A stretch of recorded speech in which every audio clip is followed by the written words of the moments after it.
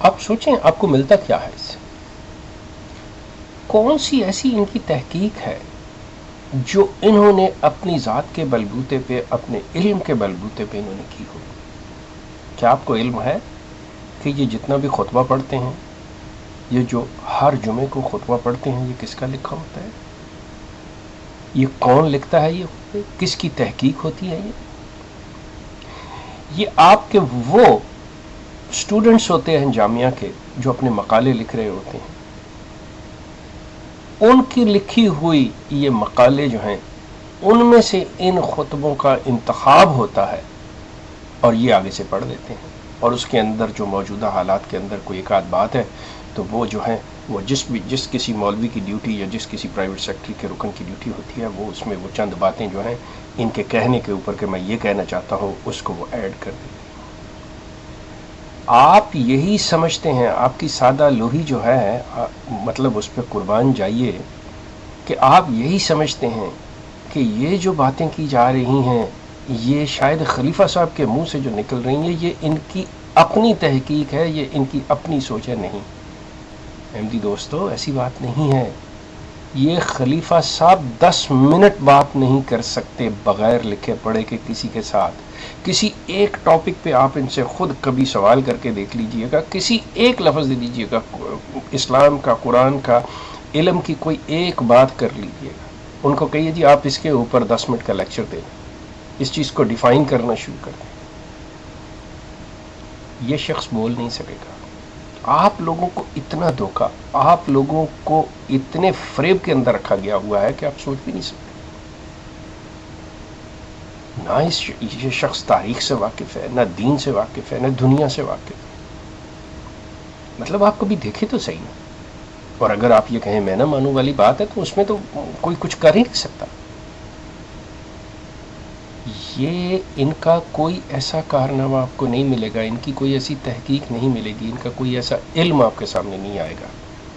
ہاں، اس سے پیشتر یہ چیز جو ہے اس کا مظاہرہ آپ دیکھ چکے ہیں، جیسے مرزا طاہر تھے، ان کا اپنا علم تھا، وہ پڑھتے تھے، جو بھی تھا صحیح ہے غلط ہے، کوئی مانے یا نہ مانے، لیکن کم از کم کہ وہ شخص he knew how to debate, he knew how to response, he knew how to talk. یہ علیحدہ بات ہے کہ لاسٹ ایج میں آ کے، آخر وقت میں آ کے مولویوں نے بھی ان کے ہاتھ اس طرح سے جکڑ دیے تھے، ان کی مت اس طرح سے مار دی تھی کہ ان کی عقل پہ اس طرح سے پیرے بٹھا دیے گئے تھے کہ وہ بیچارہ شخص میں بس ہو گیا تھا۔ لیکن یہ تو شروع دن سے ہی، یہ تو جہالت کا وہ ایک ایسا بڑا پہاڑ ہے، بوجھ ہے، جس کے تصور سے بھی یہ زمین کانپتی ہے کہ یہ کیا مصیبت میرے پر لادی ہوئی ہے۔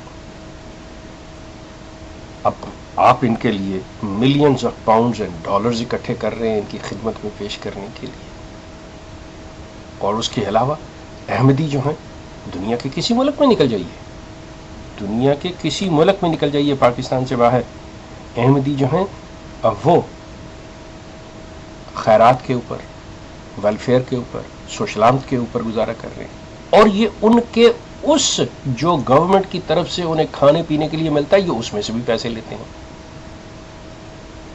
اور آپ لوگ جو ہیں اپنے اوپر اتنا ظلم کرتے ہیں کہ آپ اپنے بچوں کو ان کی پڑھائیوں کا حرج کروا کر، ان کے کام کا حرج کروا کر، آپ ان کے لیے یہ جی ڈیوٹیاں ادا کریں، جی یہاں پہ چلیں، وہ کریں، یہ کریں۔ آپ یہ سمجھ رہے ہوتے ہیں کہ ہم اسلام کی خدمت کر رہے ہیں، آپ یہ سمجھ رہے ہیں کہ ہم دین کے لیے یہ کر رہے ہیں۔ احمدی دوستو، یقین کیجئے نہ تو یہ اسلام ہے، نہ یہ دین کی خدمت ہے، یہ صرف اور صرف مرزا فیملی کی خدمت ہے۔ یہ مرزا فیملی آپ سے اپنی غلامی کروا رہی ہے۔ ان کے افراد کے، ان کے خاندان کے جو افراد ہیں ان کی کرتوتیں دیکھیے، ان کی حرکتیں دیکھیے۔ یہ آپ کو بڑی آسانی سے آپ کے بزرگ کہہ دیں، جب بھی آپ بات کرتے تو وہ کہہ دیتے ہیں کہ دیکھیں جی ہم نے مرزا صاحب کے خاندان کے لوگوں کی بیعت نہیں کی ہوئی، ٹھیک ہے۔ یہ جو خلیفہ صاحب کو ہی دیکھ لیں، خلیفہ صاحب کو کسی ایک بات پہ کہیں تو صحیح، بات تو کریں، بغیر لکھے پڑھے ہوئے بات تو کریں۔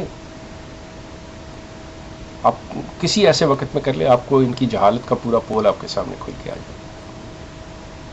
آپ خدارہ اس چیز پہ غور کیجئے، اس کو دیکھیے، یہ جو آپ جلسوں جلوسوں پہ جانا اور یہ کرنا اور اپنا وقت کا ضیاع اور پیسے کا ضیاع اپنے بچوں کا پیٹ کاٹ کے، اور پھر اس پہ ظلم یہ کہ آپ کے بچے اگر اپنی خواہش کا اظہار کر دیں آپ کے سامنے کہ ہم لوگ جو ہیں وہ یہ چاہتے ہیں، ہم اپنی شادی اپنی مرضی سے چاہتے ہیں، تو آپ اتنے مجبور ہیں جی خلیفہ صاحب نے اجازت نہیں، جی ہمیں نکال دیا جائے گا. آپ کو اس طرح سے ڈسکریمنیٹ کیا جاتا ہے، آپ کی تضحیک اس طرح سے کی جاتی ہے، آپ کی کسی خواہش کا کوئی احترام نہیں ہے.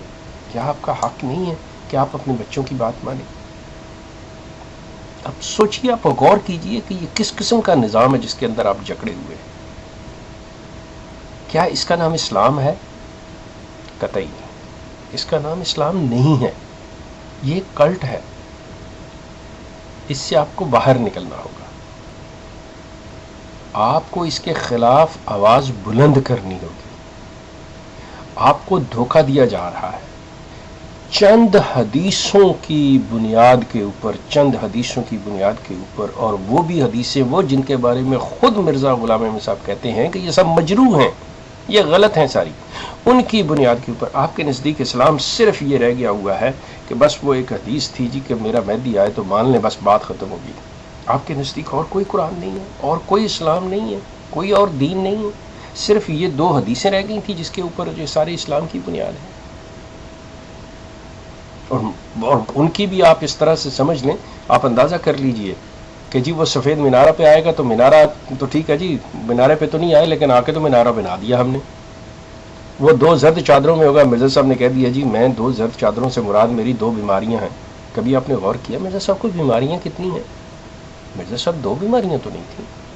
آپ ان کو خود پڑھیں، ان کی کتابیں، تو آپ کو پتہ چلے کہ دو بیماریاں کہاں تھیں. دماغی طور پہ وہ بیمار تھے، جسمانی طور پہ وہ بیمار تھے. کبھی ان کو پیشاب کی بیماری ہے، کبھی ان کو ڈائبٹیز ہے، کبھی ان کو مرگی کے دورے پڑتے ہیں، ہاتھ ان کا ایک ٹوٹا ہوا ہے. آپ غور کیجئے، وہ سراپا بیماریوں کے ہیں، لیکن آپ نے جی دو زرد چادریں، اور قرآن چاہے زرد رنگ کو صحت کی نشانی قرار دے رہا ہو، مرزا صاحب نے کہا جی نہیں، زرد رنگ جو ہوتا ہے بیماری کی نشانی. کیوں بھی بیماری کیسے ہے؟ وہ جی خوابوں کی تعبیر کے اندر یہ لکھا ہوا ہے.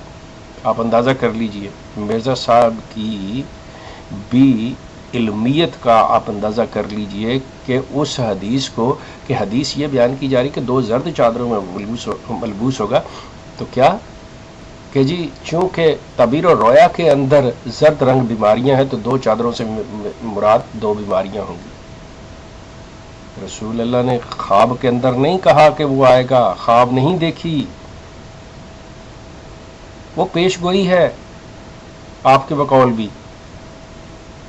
تو زرد رنگ کو قرآن آپ پڑھیں جا کے، قرآن کے اندر کہ قرآن کیا کہتا ہے زرد رنگ کو. قرآن ایک صحت مند کی نشانی، صحت کی نشانی قرار دے رہا ہے، اور مرزا صاحب آپ کو اس طرح سے تو جہاں پہ یہ عالم.